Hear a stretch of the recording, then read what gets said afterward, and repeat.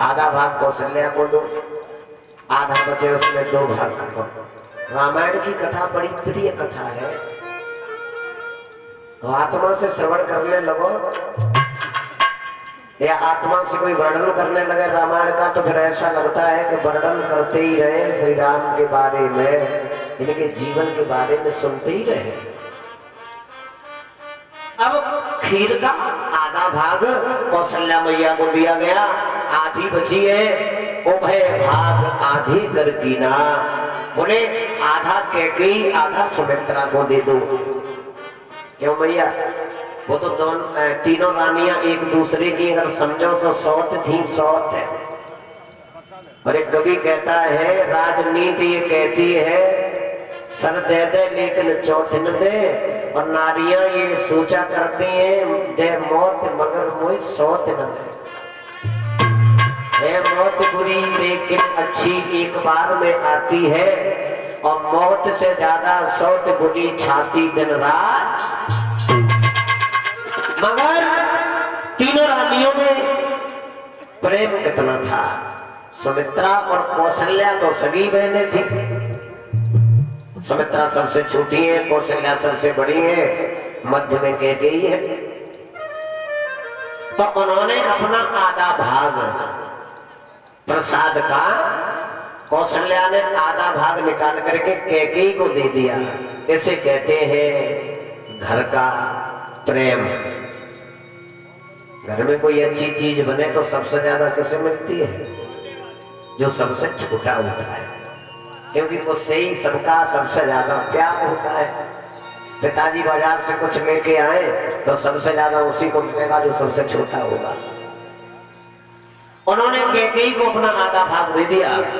कैकेयी ने वही प्रसाद, ये माताओं, मैया कैकेयी ने वो प्रसाद स्वयं ग्रहण नहीं किया, उन्होंने वो प्रसाद अपना उठा करके अपने से छोटी सुमित्रा को दे दिया।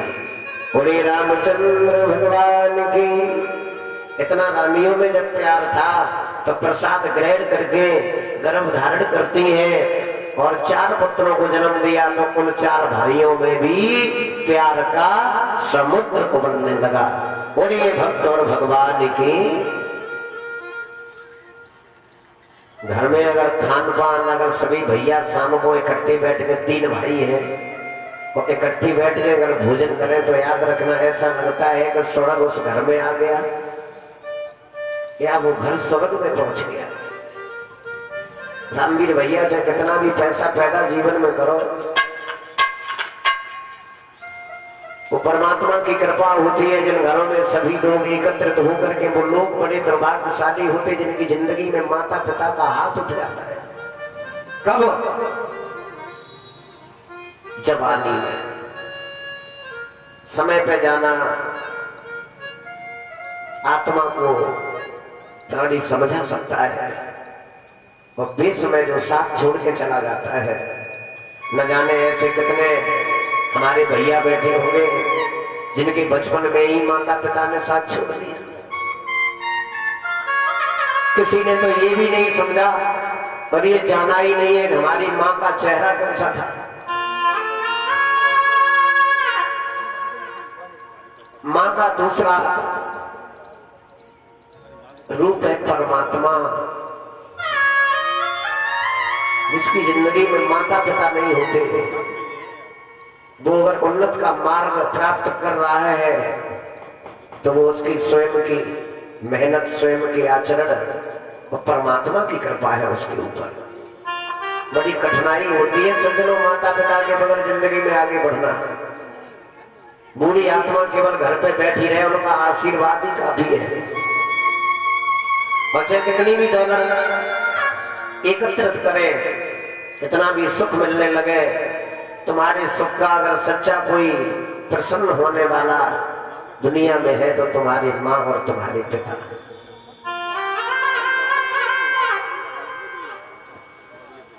माँ बच्चों की जान होती है, वो होते हैं किस्मत वाले, जिनकी माँ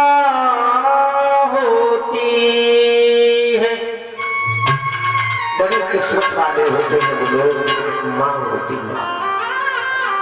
और जिन्होंने अपनी मां को मां नहीं समझा, ऐसे लोग तीर्थों में गंगा में स्नान करके पाप धोने की कोशिश करते हैं। सुबह अखबार में निकलती गंगा में नाव डूबी, 4 लोग डूबे, 2 लोग मिल गए, 2 लोगों का पता। वो मां है, वो भी तुम्हारे बगैर नहीं उससे रहा जाता है, वो अपनी गोदी में ही बैठा के रख लेती है। फिर तीनों रानियां आंगन में गर्भ धारण करती हैं। समय आने पे कौशल्या की गोदी में श्री राम, अलग कक्ष में कौशल्या है। विष्णु भगवान गए, जवाब दिया, मैया तुमने हमसे वरदान मांगा था हमारे पुत्र बन के आओ, मैं पुत्र बन के आ गया। आप हमसे बेटा कहो, मैं आपसे मां कह रहा हूं। मां बेटे का रिश्ता हो गया। अजन्मा थे भगवान। कौशल्या ने जवाब दिया, पुत्र पैदा होता है तो छोटा होता है, 4 भुजाएं हैं आपकी, 2 हाथ होते हैं पुत्र के। परमात्मा ने रूप छोटा बनाया, 2 भुजाएं हटा दी, 2 भुजाएं में रह गई। मैया दरवाजे पे देवताओं की भीड़ लगी है, दरवाजा खोल दो।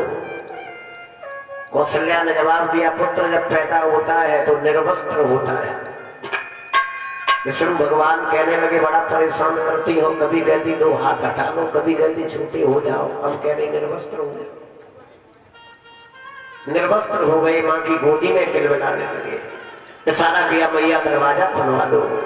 कौशल्या ने कहा, अभी नहीं, पुत्र पैदा होते ही होते रोता है, रो तो सही।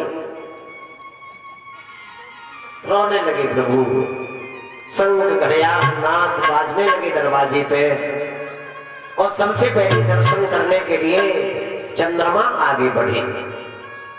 सूर्य ने चंद्रमा को रोक दिया, बोले ये मेरा वंश है, दिन का समय है, परमात्मा मेरे वंश में आए हैं, पहले दर्शन हम करेंगे, चंद्रमा तुम नहीं।